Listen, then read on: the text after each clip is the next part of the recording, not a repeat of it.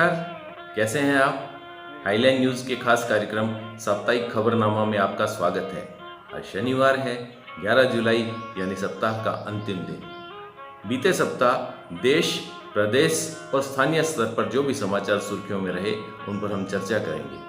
देश में जहां विकास दुबे का इनकाउंटर छाया रहा, वहीं प्रदेश में शिक्षा मंत्री गोविंद सिंह डोटासरा द्वारा स्कूल संचालकों को स्कूल खुलने तक फीस न लिए जाने संबंधी आदेश सुर्खियों में रहा। स्थानीय स्तर पर भी कुछ समाचारों पर चर्चा होगी। आइए शुरू करते हैं आज का खबरनामा।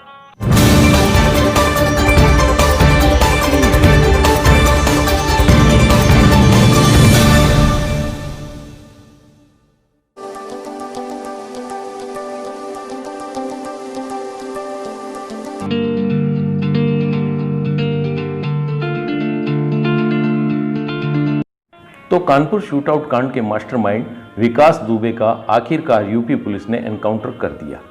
बीते सप्ताह यह समाचार देश भर के इलेक्ट्रॉनिक चैनल्स और प्रिंट मीडिया की सुर्खियों में छाया रहा। मुझे याद आती है सुभाष कपूर द्वारा निर्देशित फिल्म जोली LLB पार्ट 2।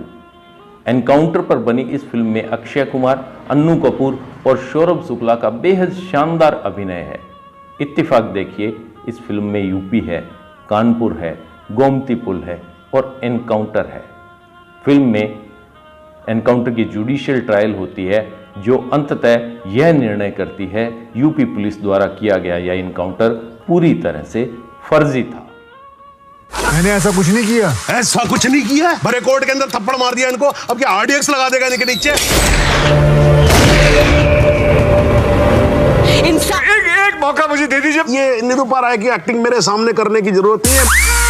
मुस्कुराइए आप लखनऊ में। मुस्कुराएंगे माथुर साहब, मुस्कुराएंगे।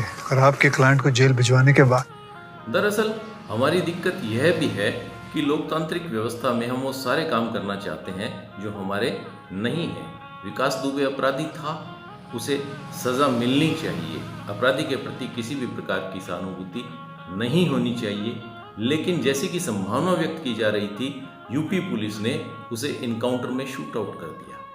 यह काम न्यायपालिका का था। यदि कार्यपालिका न्यायपालिका का काम करने लगेगी तो पूरी लोकतांत्रिक व्यवस्था छिन्न भिन्न हो जाएगी। जब पुलिस ही अपराधियों को दंड देने लगेगी, उनकी सजा तय करने लगेगी, तो सोचिए न्यायपालिका की जरूरत ही क्या है। मैं उम्मीद करता हूँ सुप्रीम कोर्ट इस मामले में प्रसंज्ञान लेगा और विधिवत कार्यवाही करेगा। बीते सप्ताह प्रदेश के शिक्षा मंत्री गोविंद सिंह डोटासरा ने स्कूल फीस को लेकर एक बड़ा बयान दिया। अभिभावकों के पक्ष में दिए गए इस बयान में उन्होंने कहा, जब तक स्कूल नहीं खुलते, स्कूलों का पाठ्यक्रम तय नहीं होता, कक्षाएं लगनी शुरू नहीं होती, स्कूल संचालक, स्कूल प्रबंधन अभिभावकों से फीस की मांग नहीं कर सकते। इस बयान में पूरी तरह से दोगलापन झलकता है। एक तरफ तो सरकार कहती है इन स्कूलों को अपने स्टाफ को वेतन देना होगा, सैलरी देनी होगी, दूसरी तरफ फीस आप नहीं ले पाएंगे। अभी कोर्स तैयार नहीं, सिलेबस का पता नहीं, स्कूल कब से खुलेगी पता नहीं, तो आप किस बात की फीस ले रहे हैं? इस भर में 50,000 से अधिक निजी शिक्षण संस्थाएं हैं, जिनमें लगभग 10 लाख से अधिक शैक्षणिक और गैर शैक्षणिक कर्मचारी काम करते हैं। इन सब के वेतन पर बड़ा संकट है।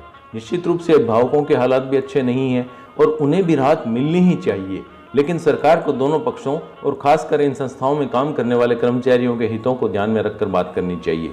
कोरोना लॉकडाउन के चलते इन संस्थाओं में पिछले सत्र की फीस का भी बड़ा हिस्सा बकाया पड़ा है। पहले ही स्कूलों को 30 जून तक स्कूल फीस न मांगने का आदेश दिया गया था। अब यदि ये स्कूल फीस की मांग नहीं करेंगे तो कर्मचारियों का वेतन कहाँ से चुकाएंगे? विद्यालय में स्थायी खर्चे भी होते हैं, उनकी पूर्ति कैसे होगी? आखिर स्कूलों के पास वित्त व्यवस्था का दूसरा माध्यम कौन सा है? हाँ, यदि सरकार चाहे तो इस मामले में अभिभावकों और स्कूल कर्मचारियों के हितों को ध्यान में रखकर बालिका फाउंडेशन के जरिए मदद कर सकती है। गौरतलब है कि बालिका फाउंडेशन में निजी शिक्षण संस्थाओं द्वारा ही फंड दिया जाता है। इस फंड में से विकल्प के तौर पर स्कूलों के 3 माह के वेतन बिलों के बराबर तो आर्थिक सहायता दी ही जा सकती है। निजी शिक्षण संस्थाओं के परीक्षा परिणामों और उनके महत्व को देखते हुए सरकार को इस संबंध में गंभीर निर्णय लेने की जरूरत है, न कि अनर्गल बयानबाजी कर मुद्दे को और उलझाने की।